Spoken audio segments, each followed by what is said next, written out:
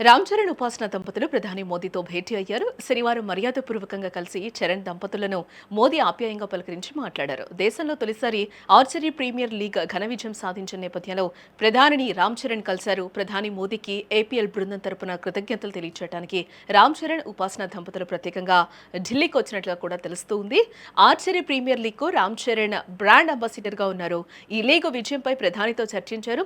Archery క్రీడకు లభించిన అపూర్వ స్పందన గురించి మోదీకి వివరించారు. ఈ సందర్భంగా మోదీతో కలిసిన ఫోటోను రామ్ చరణ్ తన అధికారిక సోషల్ మీడియా ఖాతాలో పోస్ట్ చేస్తూ క్రీడల పట్ల ప్రధాని చూపుతున్న ఆసక్తి, మార్గదర్శకత్వాన్ని ఆయన ప్రశంసించారు. ప్రధానమంత్రి నరేంద్ర మోదీ గారిని కలవడం ఎంతో గౌరవంగా భావిస్తున్నాను.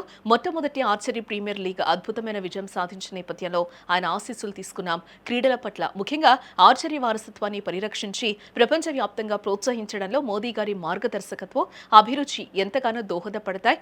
లీగ్లో పాల్గొన్న అథ్లెట్లందరికీ కూడా నా అభినందనలు అని రామ్ చరణ్ రాసుకొచ్చారు.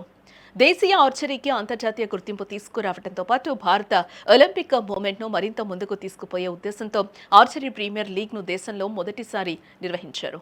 ఆతిథ్య భారత్లోని పురుష, మహిళా కాంపౌండ్ రికర్వ్ ఆర్చర్లతో పాటు వివిధ దేశాల ఆర్చర్లను ఒక చోటుకు చేర్చి పోటీ పడ్డారు.